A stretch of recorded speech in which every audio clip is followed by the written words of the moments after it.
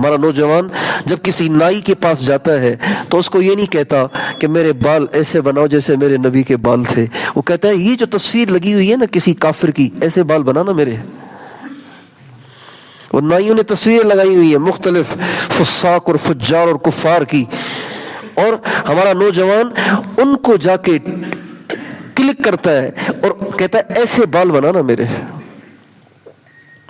جبکہ حضرت محمد صلی اللہ علیہ وسلم کو سب سے زیادہ حسین بھی مانتا ہے، سب سے بڑا لیڈر بھی مانتا ہے، اپنا قائد بھی مانتا ہے۔ وَأَحْسَنَ مِنْكَ لَمْ تَرَ قَطُّ عَيْنِي وَأَجْمَلَ مِنْكَ لَمْ تَلِدِ النِّسَاءُ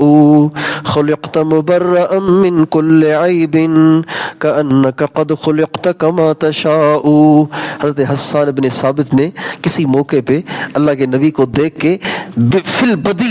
البدی بغیر سوچے سمجھے یہ اشعار کہے تھے، اور یہ اشعار ایسے ہیں کہ ایسے اشعار 1400 برس میں کسی نے نہیں کہے۔ یہ جو مفہوم ان اشعار میں بھرا ہوا ہے نا، یہ ساری دنیا کی ساری نعتیں جمع کی جائیں، ساری دنیا کے ثنا خانوں کی ثنائیں جمع کی جائیں، لیکن جو مزہ حسان بن ثابت کے ان دو جملوں میں ہے نا وہ دنیا کے کسی شعر میں نہیں ہے۔ حضرت حسان بن ثابت کہتے ہیں وَأَحْسَنَ مِنْكَ لَمْ تَرَ قَطُّ عَيْنِي، اے اللہ کے نبی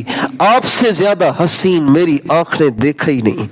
کسی آنکھ نے دیکھا ہی نہیں۔ وَأَجْمَلَ مِنْكَ لَمْ تَلِدِ النِّسَاءُ، آپ سے زیادہ جمال والا کسی ماں نے جنا ہی نہیں۔ خُلِقْتَ مُبَرَّأً مِنْ كُلِّ عَيْبٍ كَأَنَّكَ قَدْ خُلِقْتَ كَمَا تَشَاءُ، اللہ نے آپ کو عیبوں سے ایسے پاک بنایا ہے کہ میں سوچتا ہوں کہ آپ اتنے عیبوں سے پاک کیوں ہیں، تو مجھے سمجھ میں آتا ہے کہ شاید اللہ تعالیٰ نے آپ کو آپ سے پوچھ کے بنایا ہے، آرڈر پہ بنایا ہے۔ آرڈر پہ جو چیز بنتی ہے وہ بہت اچھی ہوتی ہے۔ گویا اللہ تعالیٰ اپنے نبی سے پوچھتے رہے میرے نبی تو بتا تیری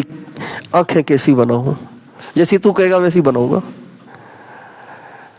تیرے ہونٹ کیسے بناؤں، تیرے بال کیسے بناؤں۔ اللہ نے ایسے ہمیں نبی دیے ہیں